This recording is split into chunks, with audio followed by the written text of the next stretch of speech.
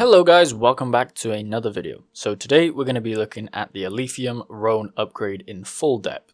So this video is in collaboration with the Blockflow Alliance DIO, so you can go follow them on Twitter and join the Discord. You can see in here, be a DIO General. You can post stuff in there and message to see about what the Blockflow DIO is about. So mainly it's about basically being the voice of the Alephium community and contributing to the growth of the ecosystem. Hence why we're making this video, to inform people about the Rhone upgrade. So this video is going to be split into two videos. One is going to be the main changes on the chain, and then the second one is going to be additional changes. So the main changes, I believe, is for more user-friendly stuff that you'd want to know, and the additional changes is more maybe for devs and people that are heavily into the technology behind the Rhone upgrade. So a quick little bit of information here. The Rhone upgrade is going to go live on mainnet on June 12th, 10 AM GMT. Obviously we'll have videos around that, so look out for that on the 12th of June. So they do have a little timer here. All links that I've used today will be linked in the description, so you can click around. Right now the Rhone upgrade activation is in 10 days and 23 hours. So it gives you enough time to learn about the Rhone upgrade and why it's important to the network before it actually goes onto mainnet. One thing I do want to note is if you are running a Alephium node, you probably want to upgrade with new instructions introduced in the Rhone upgrade. So this will be linked in the description as well, the latest version of the Alephium node. I do have a video on my channel on how to set it up. This is mainly for mining, but you can get it set up basically the same way through here with the newest version. So the main feature of Rhone that everyone is very excited about is the block time reduction. So currently we are hovering around 64 seconds, and that is now going to drop all the way down to 16 seconds, which in theory split across the 16 chains should give us 1 BPS on the network. Currently right now you can see average block time is at 1 minute 3 seconds. This is on the mainnet explorer. And if we switch it over to the testnet explorer, we can see that the average block time has dropped down to 17 seconds. And that is a big reduction shared across the chains from 4 seconds down to 1 second. Let it also be noted, as you can see on the side here, 16 seconds is not the end game. We've successfully tested block times as low as 4, 2, and even 1 seconds in the local test ENV. In future upgrades, we plan to reduce the block times following full node optimization. So there might also be a time where we take the block seconds down lower than what you see right now at 17 seconds or 16 seconds. As you can see in this picture, this is, I believe, around 3 to 2 seconds that you'll see on this line. And if you want to see the comparison of speed, you can check out this video that I've made. It's the Alephium Rhone testnet. So we're doing a Rhone speed test on it, and it basically covers the speed on the mainnet right now, as opposed to the speed on the testnet, which should actually confirm within around 16 seconds on the wallet and stuff like that. However, previously it confirmed in around 64 seconds. So check out this video if you want to see how quick the Rhone upgrade is going to be in terms of Alephium when it switches over. So this reduction from 64 second block times down to the 16 second block times right now has actually been in the works or in the minds of the developers for quite a while. So in this question, it says, why did you choose the 64 second block time? And that they chose the 64 seconds, which is already closer to Ethereum's block time of 15 seconds than Bitcoin's 10 minutes. But it could go down to 5 or to 10 seconds and still be okay if they adopt a ghost-like algorithm like Ethereum.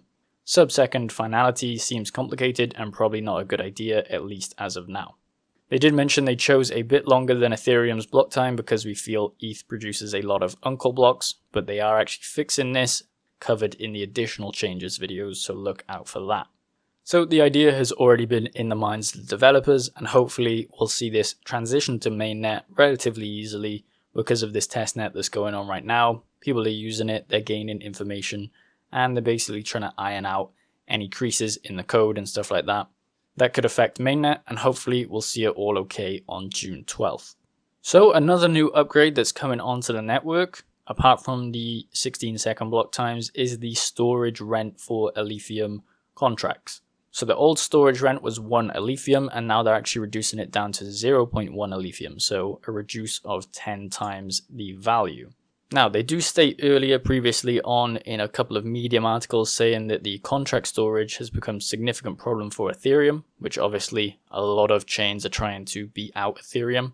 For every transaction, you must access a small amount of data from the immense 140 gigabyte state, execute the smart contract, and modify the state. Therefore, it isn't efficient. So in designing Alephium, they've taken a straightforward approach where when you deploy a smart contract, you deposit one Alephium into it. Once you deposit this Alephium into the smart contract, it remains there forever unless you destroy the smart contract. Destroying it removes the data from the blockchain state. This mechanism should help reduce the state size, and don't anticipate Alephium reaching 140 gigabytes for many reasons, one being the storage rent. So you actually have to rent storage on the chain.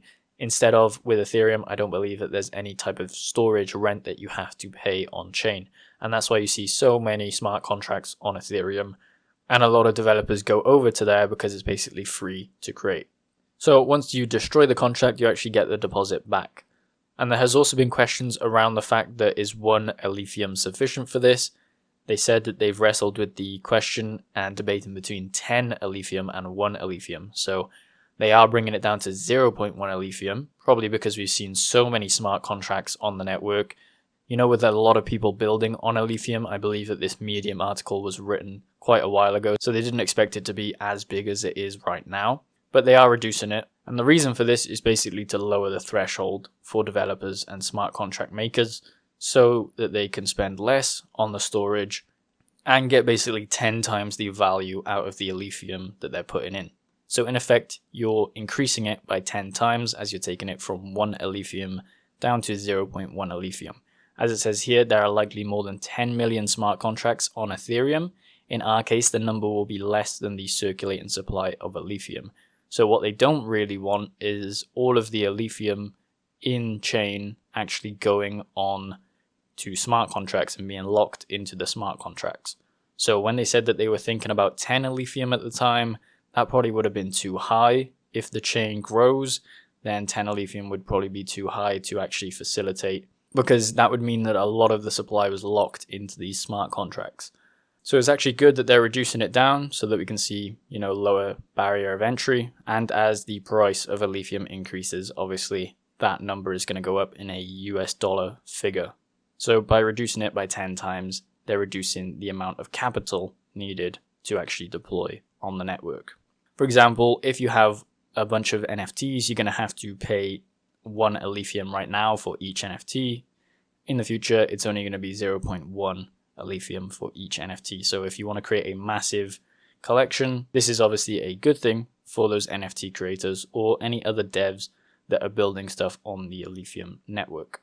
And then moving on to the third main change is I'm going to bunch these together. So seamless transactions and gasless transactions, which basically means you can execute transactions in tandem with each other, or you can execute them within the same transaction, basically making it easier and basically making the DeFi experience. So on, AIN, or if you're using any of the applications like Alphabet or something like that, it's going to make it a lot easier when interacting with these applications. And then we'll move on to gasless transactions, which is a relatively new thing where it takes the transaction, pays the gas fee, and sends it. So you can actually have smart contracts which will pay the gas fee for you. In exchange for the service, a relay server might charge the user in various ways, but not traditional gas fees. It builds the transaction and pays for it. The issue with this approach is that you rely on infrastructure that's not on chain. So when the transaction is actually executed, so say for example you're swapping AIN for Alephium, the virtual machine is able to source the funds to pay for the smart contracts up to the value it is allowed. In short, if the sender does not have the tokens for the gas, the smart contract can pay for it. Currently right now, the actual smart contracts or the fees on the Alephium network are very small, so it doesn't particularly matter, but there can be some implementations of it for developers where they can offer a service that they'll pay all gas fees. So right now, gas fees are low, but with Ethereum, you have exponentially high gas fees and they're going to keep climbing no matter what. If you implemented a gasless transaction, that would mean that you as a developer confront the gas fees in order to, I don't know, gain more people onto your application or something like that. There's various different ways that you could do it. Or you could do a half and half structure where you pay half the gas and then the user pays half the gas and split in the bill basically. Here are just some uses from the Alephium team.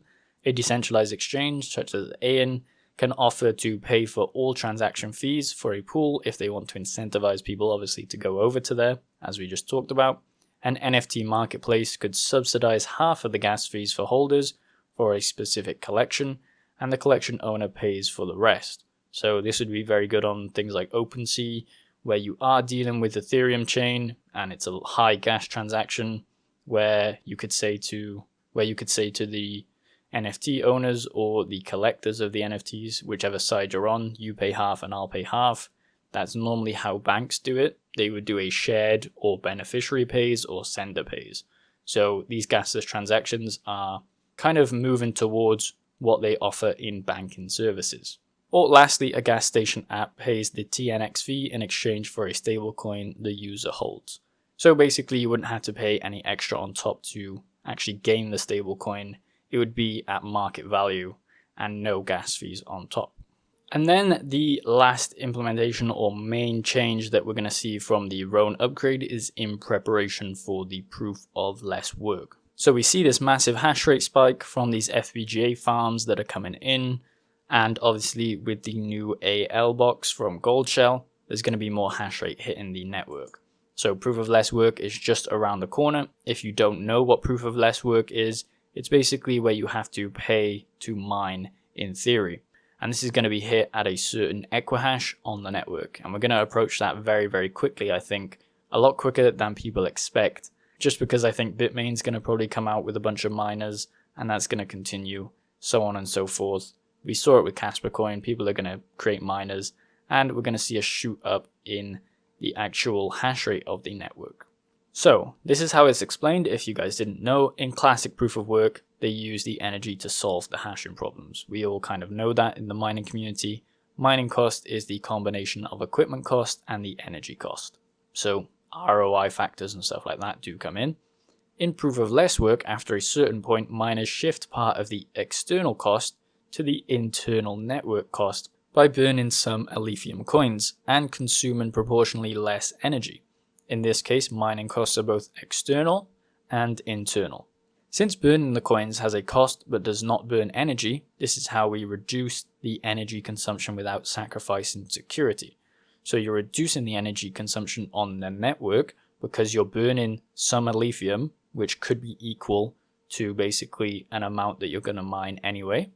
In the proof of less work, the cost is the same as proof of work, but composed differently. To illustrate this point, imagine a world in which Bitcoin and Alephium have the same value and roughly the same network of miners. So this is how it would work. You get 1.25 of Bitcoin miner rewards by spending 1 Bitcoin in equipment plus energy costs.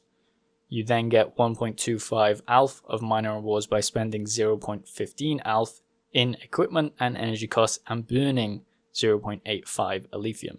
In this second case that we see here, the cost is the same for the miner as the first case, but the energy spent is vastly diminished. Of course, the proportion of external spend versus burning coins will vary, and that will depend on the total hash rate of the miners on the network. So with that coming up, expectedly soon, proof of less work, they have implemented a new address type which simplifies the creation of proof of less work coin-based transactions. So when you're actually burning and spending the rewards whilst you're mining, that is what they've introduced here, a new proof of less work address type that I believe should be cold stored so that you can actually access it and it can pay for you mining whilst you actually mine back into it. So it's a new address type which probably we're not going to have to worry about too much right now, but it will be coming in, and it's a significant upgrade because it kind of makes sure that the devs know that proof of less work is coming very, very soon and sooner than people think. So I know we covered a couple of the main changes. The next video is going to cover basically everything else that we didn't cover from this list. So hopefully you learned a lot about the Alephium network right now. There is going to be a second video which you can watch basically straight away. It's going to come out, I think, the same time or maybe a couple of hours after. that will discuss the additional changes on the network.